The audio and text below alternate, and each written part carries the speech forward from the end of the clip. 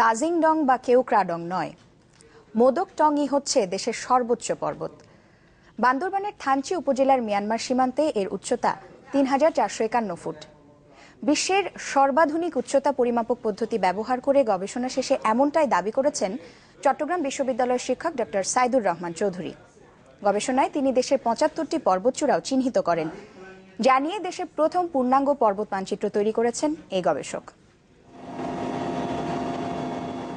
পাহাড়ে ঘেরা বান্দরবান, দৃষ্টিসীমা ছাড়িয়ে সবুজে ঘেরা পর্বতের সারি থেকে চোখ ফেরানো যেন দায়।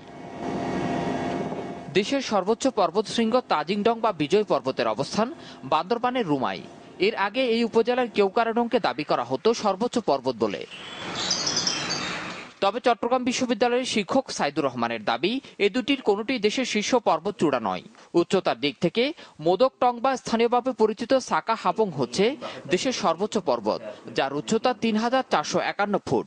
১৯৪৮ সালে এই পর্বতের স্বীকৃতি মিলেছে মার্কিন সেনাবাহিনীর তৈরি করা এই অঞ্চলের মানচিত্রে, যেখানে সর্বোচ্চ পর্বত হিসেবে চিহ্নিত করা হয়েছে হাপং পর্বতকে।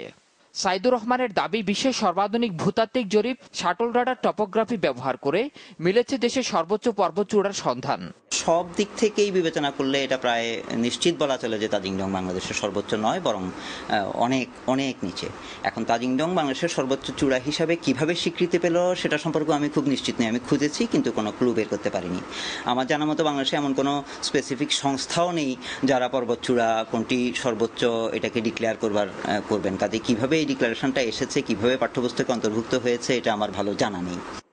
গবেষণার ফল অনুযায়ী উচ্চতার দিক থেকে তাজিংডং এর অবস্থান ২৬তম আর কেওক্রাডং এর চতুর্থ। দ্বিতীয় অবস্থানে আছে ডুমলং। গবেষণায় তিনি সমুদ্রপৃষ্ঠ থেকে ২০০০ ফুটের বেশি উচ্চতা সম্পন্ন ৭৫টি পর্বত চিহ্নিত করেছেন, যার মধ্যে ৭৩টি বান্দরবানে আর ২টি খাগড়াছড়িতে। একটি ম্যাপ তৈরি করেছি, প্রতিটা পর্বতশৃঙ্গের অবস্থান দেখিয়েছি, তার উচ্চতা, প্রমিনেন্স এবং তাদের নামধাম যেখানে যেখানে সম্ভব নামধাম সহ উল্লেখ করেছি।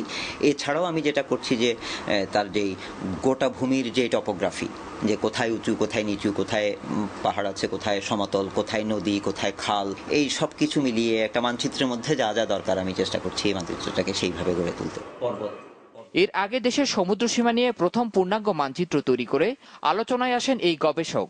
এখন উপকূলীয় এলাকাগুলোর উপর পার্বত্য অঞ্চলের নদী ও তার পানি প্রবাহের প্রভাব জানতে পর্বতগুলো নিয়ে আরো বড় পরিসরে গবেষণা কাজ চালিয়ে নিতে চান সাইদুর রহমান। জামশেদুল করিম, চ্যানেল 24, চট্টগ্রাম।